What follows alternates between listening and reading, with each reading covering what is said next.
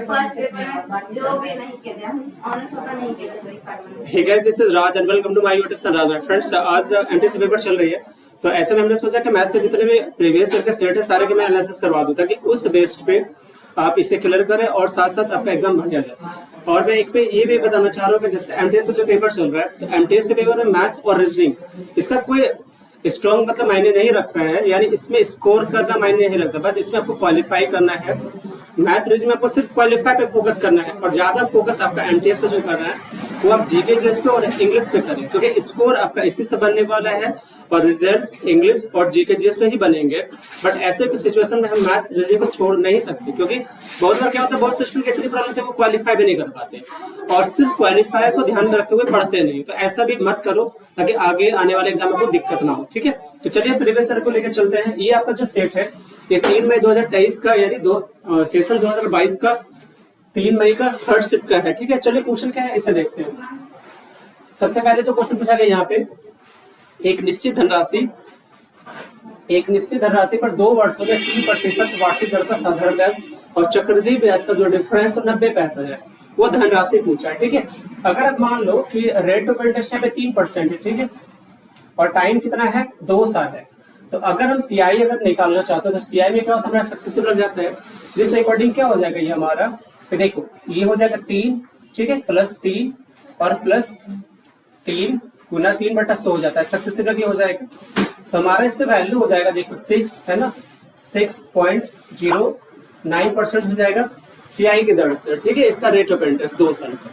अगर एसआई के दर पे निकालते हो तो सीधा 3 गुना 2 कर दो, यानी सीधा 6% हो जाएगा, ठीक है, ये 6% हो गया, यानी सीआई पे 3% के साथ 2 साल में 6.09 हो जाएगा और एसआई पे करो तो 6% हो जाएगा। अब इसका डिफरेंस देखो कितना हो रहा है, तो डिफरेंस हो रहा है इसका 0.9%, ठीक है, और जिसकी वैल्यू कितना देकर रखा है 90 पैसा, ठीक है। तो यहाँ से अगर आपका निकालना है, आपसे क्या बोला धनराशि, तो धनराशि कितनी होगी 100% होगी, तो 100% की वैल्यू कितनी हो जाएगी, अगर 9 करो इसका अगर 1 निकालते ही काट करके 1 हमारा आएगा, तो सीधा हमारा क्या हो जाएगा 1 ही होगा, जो कि हमारा 1000 बन रहा है, ठीक है। अगले क्वेश्चन देखते हैं। देखो अगले क्वेश्चन हमारा क्या कर रहा है, इसको देखिए। नेक्स्ट क्वेश्चन कह रहा है कि निम्नलिखित तालिका में से एक सप्ताह में 4 अलग अलग ब्रांड स्टोर में आने वाली खरीदारों की संख्या को दर्शाता है। इस सप्ताह के दौरान ब्रांड आर के खरीदारों की संख्या ब्रांड पी के खरीदार की संख्या से कितने प्रतिशत अधिक है, यानी वो क्या बोला कि आर में जो खरीदार है, ठीक है, वो पी के खरीदार से कितने प्रतिशत अधिक है। तो देखो आर में कितने हैं 415 और पी में कितने हैं 400, तो कितने की बढ़ोतरी हुई है 15 की। अब किस पे बढ़ोतरी हुई है, पी पे पूछा तो 400 पे और गुना 100 कर दीजिए, ठीक है। तो यहाँ से 2 जीरो खत्म हो जाएगा, ये अब हो जाएगा 4 से 3 बार में और ये 75, यानी 3.75% का इसका आंसर हो जाएगा, ठीक है, 3.75%। अगले क्वेश्चन देखिए। अगला जो क्वेश्चन है ये देखो सिंप्लीफिकेशन का क्वेश्चन है। ये क्वेश्चन है सिंप्लीफिकेशन से इजी क्वेश्चन है। क्या क्वेश्चन है इसे देखिए। कह रहा 841 प्लस 6 गुना 15 प्लस 45% किसका है 45% ऑफ 60, यानी 60 का 45%। तो पहले किसको यूज करोगे, ये आपको 841 से इसको रहने दीजिए, ठीक है। इधर जो आपका 15 से 90 हो जाएगा, ठीक है, बट इधर से सब में आएंगे इसका हो जाएगा, ठीक है। अब 60 का 45% हो जाएगा, तब इसको क्या करें गुना कर दीजिए, कितना हो जाएगा देखिए 6 बचे 30 होता है आपके पास, 3 बच रहा है 624 और 3 27, यानी 270 हो रहा है, ठीक है। 1 जीरो इसका लेकर के और प्रतिशत का 2 जीरो कट जाएगा, तो यहाँ पे 27 हो जाएगा, यानी 27 यहाँ पे जोड़ दो, तो कितना हो जाएगा 7 और 1 8 हो गया, ठीक है। ये 9 11 4 15 हो गया और 8 1 9, यानी 958 इसका आंसर हो गया थर्ड नंबर का, ठीक है। अगली क्वेश्चन देखो। इजी से क्वेश्चन पूछ रहे थे, ऐसा कुछ नहीं, इस बार भी लेवल बहुत ज्यादा टफ नहीं आ रहा है, ओके, इस बात को ध्यान रखें। नेक्स्ट क्वेश्चन आपका है, वो कह रहा है कि साजिद में 60 किलोमीटर प्रति घंटा की चाल से 6 घंटे और 50 किलोमीटर प्रति घंटा की चाल से 4 घंटे गाड़ी चलाए, तो उस पूरी यात्रा में उसकी एवरेज यानी औसत क्या पूछते हैं, ठीक है। तो चलिए आप इस देखिए कि अगर मैं एवरेज निकालता हूँ, एवरेज बराबर क्या होता है distance, total distance by total time, ठीक है। टोटल डिस्टेंस कितना हो जाएगा, देखो 60 इसमें से 6 घंटा चलता तो 6 6 36 360 किलोमीटर तो इधर हो गया, ठीक है। प्लस 50 से फिर चलता है 5 गुना 4 है 200 किलोमीटर तो इधर हो गया, तो टोटल हो गया 560 किलोमीटर। ठीक है, बटा अगर ले लो तो पूरे यात्रा दौरान उसकी टाइम कितनी लगे, तो 6 और 4 10 घंटा, तो 10 से डिवाइड कर लीजिए। ठीक है, तो कितना हो जाएगा 560 बटा 10 यानी 56 किलोमीटर पर आवर इसका स्पीड होता है। ठीक है, 56 किलोमीटर पर आवर। अगली क्वेश्चन देखो, अगली क्वेश्चन कह रहा है कि एचसीएफ है ना, कह रहा है 1.05, क्वेश्चन है 1.05 एंड 6.23 का एचसीएफ पूछ रहा है। तो सिंपल सा है, एक चीज देखो कि एचसीएफ हमारा क्या होता है, कॉमन टर्म होता है दोनों का। ठीक है, दोनों का कॉमन टर्म एचसीएफ होता है। ठीक है, यानी जिससे कट जानी चाहिए दोनों संख्या। तो पहला देखो 21 से ये कट जा रहा है, बट 21 से ये नहीं कट रहा है। ठीक है, 89 से देखो 5 आएगा नहीं, तो ये भी खत्म हो गया, और 5 में कभी 3 नहीं आएगा, खत्म हो गया, एक ही बच रहा है 7 वाला टर्म। और ऐसे भी देखो 7 से ये भी कट जा रहा है, और 7 से ये भी कट जा रहा है हमारा। ठीक है, 7 8 56, 6 बच रहा है, 7 9 बार कट जा रहा है, तो दोनों 7 से कट जा रहा है। आंसर हमारा कितना हो जा रहा है 0.07। ठीक, अगले क्वेश्चन देखिए, अगले क्वेश्चन क्या कर रहे हैं देखिए, कह रहा है एक उत्पाद जिसका अंकित मूल्य कितना है, एक उत्पाद जिसका अंकित मूल्य 840 रुपए है और एक थोक व्यापारी द्वारा 798 रुपए में बेचा जाता है, तो व्यापारी द्वारा दिए गए बट्टा यानी डिस्काउंट परसेंट पूछा है कि डिस्काउंट परसेंट कितने हैं। ठीक है, तो देखो 880 का क्या है अंकित मूल्य, एमआरपी कितना है 880, और हमारा कितना में बेचा जा रहा है, सेलिंग प्राइस कितना है 798 का, ठीक है 798 का। तो डिस्काउंट कितना का मिला, अब देखो यहाँ से, यानी 42 रुपए का आपको डिस्काउंट मिलेगा। ठीक है, तो पूछा कितने परसेंट का डिस्काउंट, तो समझिए इसको, अगर मैं प्रतिशत डिस्काउंट निकालूं तो डिस्काउंट 42 का बाई एमआरपी 840 और इंटू 100। ठीक है, तो यहाँ से अगर इसको करते हैं तो देखो ये 0 यहाँ हटा दो, यहाँ से ये 2 बार में गया, 2 से यहाँ पे 5 बार में गया, यानी 5% इसका आंसर हो जाएगा, 5% इसका आंसर हो गया। ठीक है, अगले क्वेश्चन देखते हैं, अगले क्वेश्चन क्या कह रहा है, देखो कह रहा है 8, 14 एंड 25 का फोर्थ रेशियो 4 प्रोपोर्शन हो रहा है, चतुर्थ अनुपात। 4 प्रोपोर्शन क्या होता है आपको पता है, 4 प्रोपोर्शन होता है B into C by A, तो BC कितना हो जाएगा 14, 24 और बटा कितना हो गया 8 हो गया, तो 8 से कट गया 8 से 24 यानी 14 या 42 हो गया। मैं एक चीज यहाँ पे और बता देता हूँ, आपसे अगर मीन प्रोपोर्शन पूछता है कभी भी, तो मीन प्रोपोर्शन बराबर होता है रूट अंडर ए बी, यानी जो दो संख्या दी होगी उसका गुणनफल का वर्गमूल निकाल दोगे। ठीक है, थर्ड प्रोपोर्शन पूछता है तो हो जाएगा बी स्क्वायर बाय 8, यानी दो संख्या दिया हुआ तो दूसरी संख्या का वर्ग और बटा पहली संख्या। फोर्थ प्रोपोर्शन पूछता है तो इसमें 3 नंबर दिए जाएंगे, तो दूसरी संख्या गुना तीसरी संख्या बटा पहली संख्या। ये आप इसको फिर से ध्यान में रखिए। ठीक है, ये क्वेश्चन, आगे क्वेश्चन देखिए, आगे क्वेश्चन कह रहा है कि देखो अखिल ने 13 केजी सेब, ऐसे बोल रहा है अखिल ने 13 केजी सेब 2400 में खरीदा, 13 केजी सेब, 13 केजी का सीपी कितना हो गया 2400। ठीक है, 13 केजी का सीपी हो गया 2400।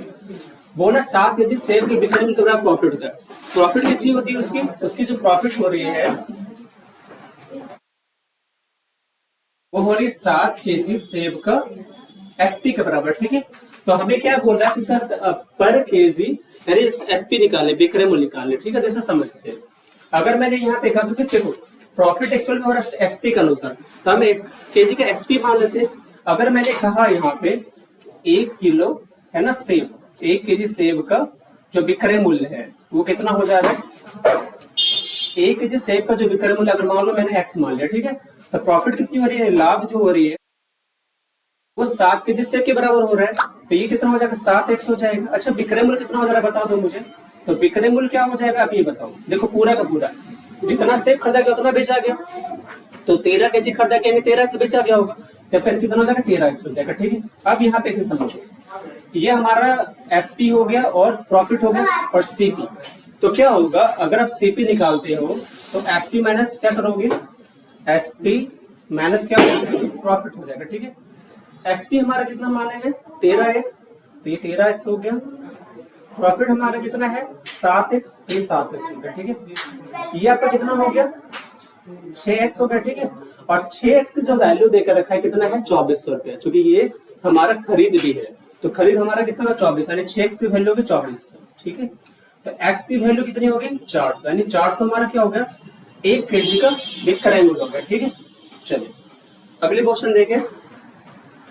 देखो अगली क्वेश्चन जो पूछ रहा है वो देखो, नेक्स्ट क्वेश्चन हमारा क्या कर रहा है, एक बेलन है एक शंकु है, ठीक है, एक हमारा बेलन है एक सिलेंडर है एक कोण है हमारा, जिसका रेडियस दिया 3:1 एंड इनकी ऊंचाई क्या है, हाइट इक्वल है, देन क्या है, find the ratio of volume, its volume, यानी इसके आयतन का अनुपात बताना, ठीक है। तो चलो अगर बेलन का हम लेते हैं आयतन, ठीक है, अगर हमने कहा बेलन का आयतन और बटा शंकु का आयतन तो कितना हो जाएगा, बेलन का आयतन क्या होता है पाई r² h, शंकु का होता है 1/3 पाई r² h, ठीक है। तो आपका क्या क्या खत्म हो जाएगा, देखो अगर मैं इसकी बात करूं तो पाई और पाई कैंसिल हो जाएगा, ठीक है, दोनों की हाइट इक्वल है तो हाइट में भी यहाँ से कटा सकते हैं। अब इसका r इसका बेलन का है 3, तो 3 गुना 3 इसका हो जाएगा, ठीक है, और इसका जो r दिया हुआ 1 है तो इसका 1 गुना 1 कर दोगे, प्लस ये जो 3 है वो कहाँ चला जाएगा, ऊपर चला जाएगा, तो आंसर कितना हो जाएगा 27/1, यानी ऑप्शन 27:1 हो जाएगा, ठीक है। अगले क्वेश्चन को मूव करते हैं। अगला क्वेश्चन देखो क्या कह रहा है, इसको देखिए, कह रहा है कि एक अकेला ए जो है अकेला किसी काम को 150 ए अकेला किसी काम का आधा 150 दिन में पूरा करता है, तो 50 दिन में ए द्वारा किए गए जो प्रतिशत है कितने प्रतिशत काम पूरा हो जाएगा, ऐसा पूछा। तो देखो अगर हमें कहें कि ए किसी काम का आधा करता है कितने दिन में, 150 दिन में, आधा काम जो करता है वो 150 दिन में करता है पूरा, यानी एक काम कितना हो जाएगा, एक काम हो जाएगा वो उसका 300 दिन में, ठीक है, एक काम 300 दिन में हो सकता है, मतलब ऐसे कर सकते हैं 300, और बोला 50 दिन में करना है। तो अगर ऐसे मान के चलिए कि 300 दिन में है ना, अगर ये रोज कुछ काम करता, मान लो अगर एक एक काम अगर मान लेता है, ऐसे हमने 300 दिन को 300 काम मान लिया, तो 300 दिन को अगर हमने 300 काम मान लिया इस तरह से कुछ, ठीक है, तो एक दिन में इतना का एक काम हो जाएगा। उसी हिसाब से अगर वो 50 दिन करता है तो 50 दिन में कितने काम हो जाएगा, 50 काम हो जाएगा। मैंने उसको मान लिया इससे कि अगर वो आधा काम 150 दिन में करता है तो पूरा काम 300 दिन में करेगा, ये हो गया। आगे आपसे पूछा कि बताओ कि 50 दिन में कितना प्रतिशत काम होगा, तो मैंने कहा कि 300 दिन में हमने आगे माना कि 300 दिन में वो 300 काम करता है, तो एक दिन में एक काम हो जाएगा, उस हिसाब से 50 दिन में कितना 50 काम हो जाएगा, ठीक है।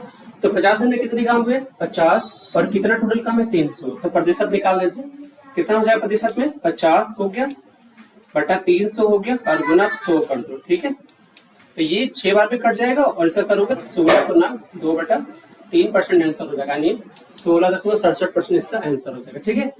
अगली क्वेश्चन देखो, अगली क्वेश्चन कह रहे हैं यदि ब्याज जो है, यदि ब्याज अर्धवार्षिक रूप में संयोजित किया जाता है और तो कितनी राशि चक्रवृद्धि ब्याज पर 40% वार्षिक दर से 2 वर्ष में इतना रुपया हो जाएगी। मतलब अगर यहाँ पे देखो ब्याज हमारा अर्धवार्षिक है और रेट ऑफ इंटरेस्ट का 40%, अगर आर हमारा 40% है, ठीक है, इसका अगर अर्धवार्षिक लोगे तो 2 से डिवाइड कर दोगे, यानी कितना परसेंट हो जाएगा 20%, ये आपका 20% हो गया, ठीक है। अब यहाँ पे जो टाइम हमारा है 2 वर्ष से, बट चूंकि अर्धवार्षिक है तो नहीं 6 मंथ के हिसाब से लोगे तो कितना हो जाएगा 4 स्टेप में हो जाएगा, 4 × 6 मंथ, यानी 6 मंथ करके 4 स्टेप हो जाएगा। आपसे बोल रहा है यहाँ पे ये अमाउंट दिया निसर्धन दिया हुआ है और आपसे पूछा गया है कि प्रिंसिपल क्या होगा, ठीक है, यदि कौन सी राशि, ठीक है। तो चलिए देखते हैं, अगर मैंने कहा 20% के हिसाब से 20% का फ्रैक्शन वैल्यू कितना हो जाएगा 1/5। तो अगर मैंने कहा कि फर्स्ट 6 मंथ में तो कोई राशि अगर 5 है उसमें 1 की वृद्धि हो रहा है तो कितना हो जाएगा 6 हो जाएगा, ऐसे हिसाब से। तो मैंने कहा कि अगर पहला अगर ना मतलब पहला 6 मंथ पे अगर मैंने कहा कि प्रिंसिपल 5 है तो वो उस पर 1 बढ़ के कितना हो जाएगा 6 हो जाएगा। इसी तरह से 4 6 मंथ यानी 4 टाइप में है तो हम कह सकते हैं डायरेक्ट इस पे 4 से इसका पावर कर, तो कितना हो जाएगा ये हो जाएगा 25 का 6 से 25 है ना, और ये 36 गुना 36 यानी 1296, ठीक है। अब 1296 इसकी वैल्यू कितना देकर रखा है, ये 5184 ये है कितना दिया हुआ, तो आपसे इसकी वैल्यू पूछा, ठीक है। तो देखो यहाँ पे कितना हो जा रहा है इसका मल्टीपल, 6 गुना 4 24 और 9 चौक 36, 2 38 हो जा रहा है, 3 बच रहा है, और 12 चौक 48 तेरे क्या बने, यानी ये कितना हो रहा है 4, यानी ये 40 गुना यहाँ से, ठीक है। तो यहाँ से भी इसको 40 गुना कर दीजिए तो कितना हो जाएगा 6 चौक 24 25, यानी 25 से हो जाएगा यहाँ पे और उस पे 1 जीरो, ठीक है। तो आंसर हमारा 25,000 हो जाएगा। अगली क्वेश्चन देखें, चलो अगली क्वेश्चन देखो, यहाँ पे सिंप्लीफिकेशन से क्वेश्चन है, ये आपको सॉल्व करना है। क्या है, इसको देखिए, कह रहा है कि 1/4 ऑफ 18 डिवाइडेड 6/5 प्लस, यहाँ पे दिया हुआ था, देखो सबसे पहले इस तरह से क्वेश्चन दिया हुआ 1/4 है, यहाँ पे ऑफ यानी का दिया हुआ है 18, ठीक है, प्लस ये डिवाइड का साइन है और ये 6/5 पे चला गया, ठीक है। और इधर जो आपका प्लस में है वो आपका है 1/8 प्लस 7/4, ठीक है। और ये आपका है 1/15 का, इसका वैल्यू पूछ रहा है। इसको सॉल्व कैसे करोगे, इसको देखो। सबसे पहले पता है, अगर बोर्ड मास के रूल में कहने से क्या कहता है, पहले ब्रैकेट फिर ऑफ फिर डिवाइड करो। तो सबसे पहले ब्रैकेट तो यहाँ पे आ गया, अब इसको इधर देख सकते हैं, है ना। इस पार्ट में पहले यहाँ ऑफ आए तो पहले आपको इसको देखना पड़ेगा। तो क्या होगा, अगर मैं इसको तोड़ू 1/4, इसका मतलब गुना होता है तो उसको 18 रहने दीजिए, ठीक है, ये हो गया। अब इसको मैं पलटता हूँ तो ये हमारा मल्टीपल में जाए, बट उसको उल्टा हो जाए, कैसे, ये हमारा हो जाएगा 5/6, ठीक है। प्लस इसको देख लीजिए, ये कितना हो जा रहा है हमारा, इसके अंदर देखोगे इसका आंसर कितना होगा 8, और ये 8 से कट गया एक बार में, तो ये हमारा कितना है 1, ठीक है। 4 से कटा 2 बार में, 2 7 14, यानी यहाँ पे हो गया हमारा 14, ठीक है। और गुना हमारा 1/15 हो गया। अब देखो क्या क्या यहाँ पे कैंसिल होगा, पहले कैंसिल यहाँ से करो, 6 से कट गई 3 बार में, ठीक है। यहाँ पे कैंसिल हो जाएगा 15, और ये 14 15 है, यानी यहाँ से कैंसिल हो गया। अब क्या बच रहा है ऊपर में, यहाँ बच रहा है हमारा 15/4, और यहाँ पे बच रहा है 1/8, ठीक है। इसका एलसीएम 8 हो जाएगा, 4 से गया 2 बार में, तो 15 दूनी 30, और यहाँ से 1, तो कितना हो गया 31/8 आंसर हो जाएगा।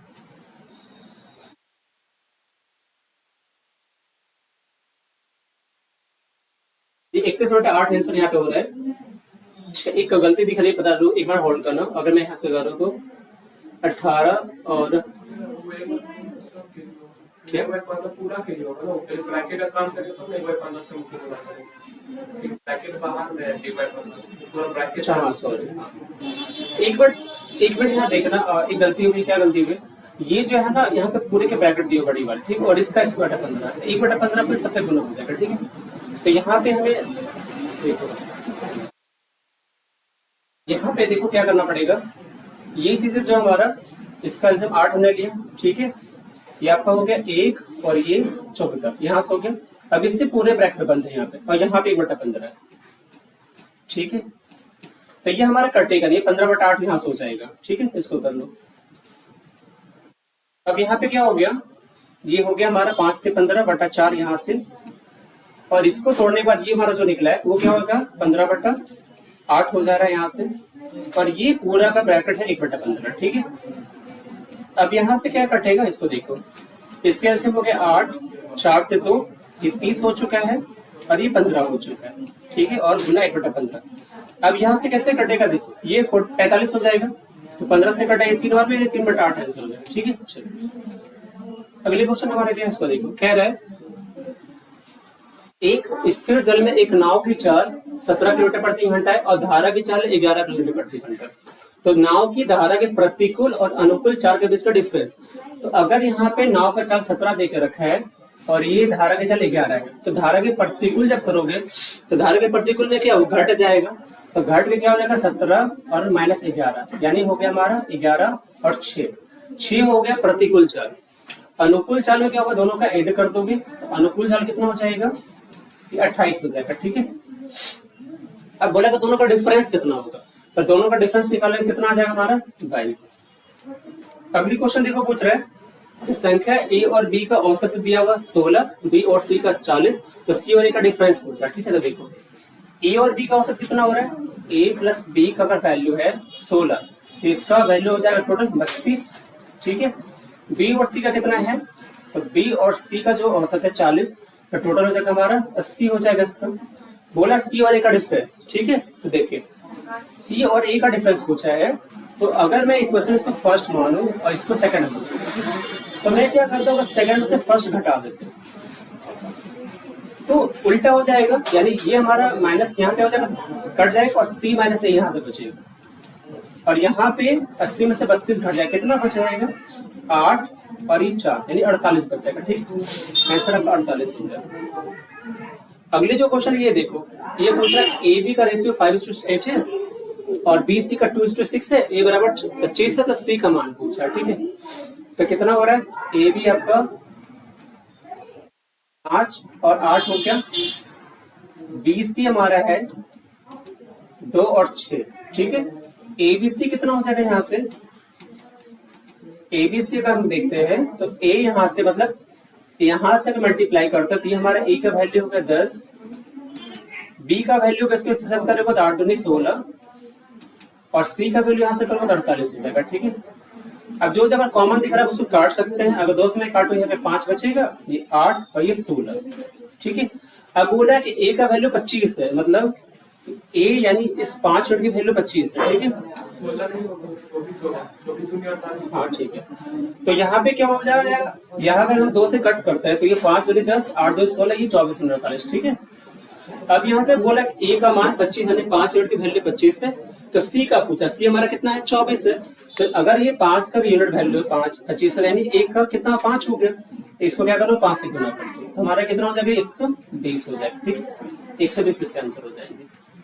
आगे देखो, ये क्वेश्चन कह रहा है कि डी अकेला किसी काम को 20 दिन में करता है, ई अकेला 25 दिन में करता है, यदि वे 8 दिन मिलकर काम करे तो शेष रह गए काम का अंश कितना है, ठीक है। तो देखो, अगर डी करता है 20 दिन में, ई करता है 25 दिन में, तो टोटल काम कितने हो जाएंगे 100, टोटल काम 100 हो जाएगा।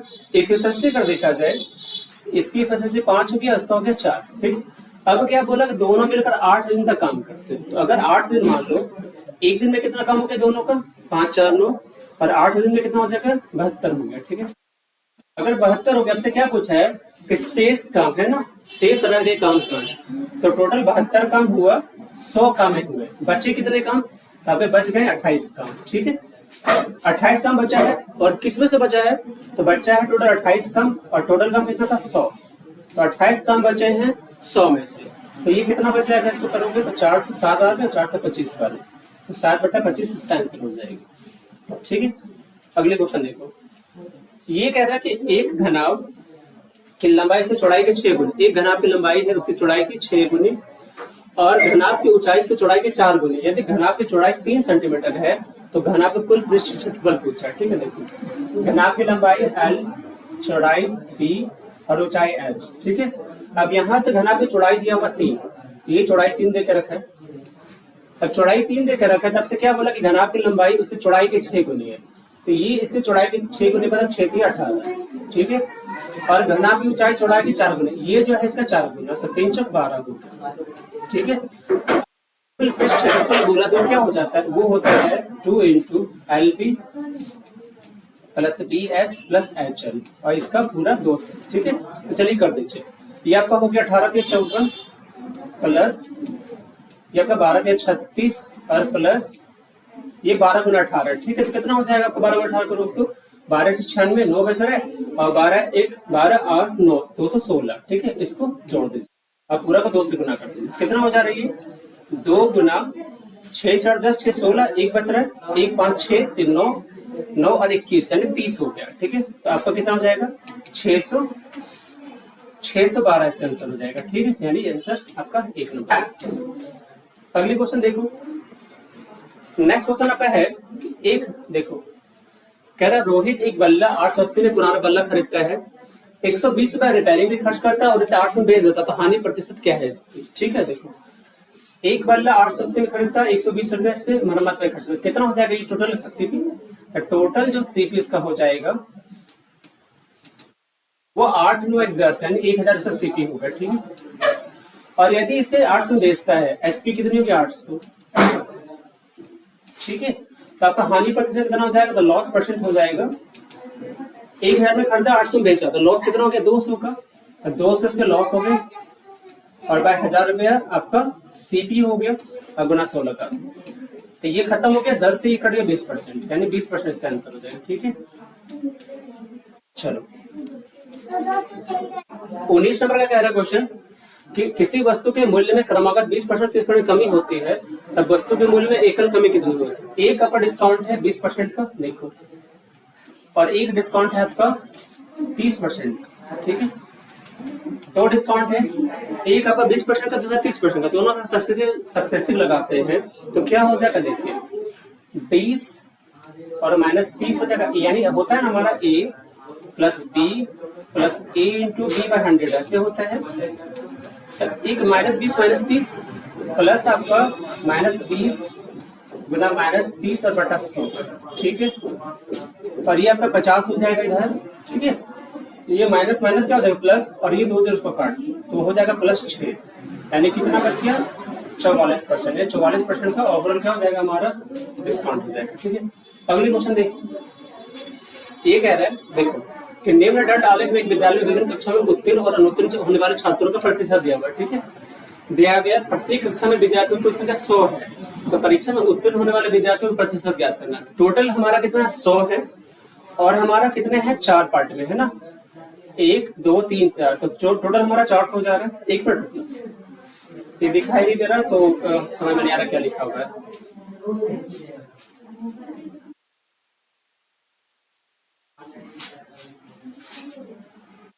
चलो सॉरी मैं ये क्वेश्चन नहीं करवा पाऊंगा क्योंकि ये क्वेश्चन में डेटा अच्छे से क्लियर नहीं दिख रहा है, तो ये गलत हो जाएगा, ठीक है। बस इतना मैं बता रहा हूँ इस क्वेश्चन में आपसे ये पूछ रहा है हर का है तो 100 अगर सबके हैं तो 400 हो जाएंगे। अब उत्तीर्ण का प्रतिशत पूछा तो पास होने वाले जितने स्टूडेंट्स होंगे, जहाँ पे शायद यहाँ 85 दिख रहा है, 60 है, 65 है, 55 40 ऐसे, तो इसका प्रतिशत रेट मतलब उतना बटा टोटल कर दोगे 400 तो आपका आंसर हो जाएगा, ठीक है। तो चलिए फ्रेंड ये हमारे ये थे क्वेश्चन हमारे थर्ड में 2023 के थर्ड सबके क्वेश्चन, तो मैं कहूंगा इससे देखिए और इससे आप हेल्प लीजिए, ठीक है। मिलते हैं नेक्स्ट वीडियो में, तब तक के लिए बाय बाय, थैंक यू।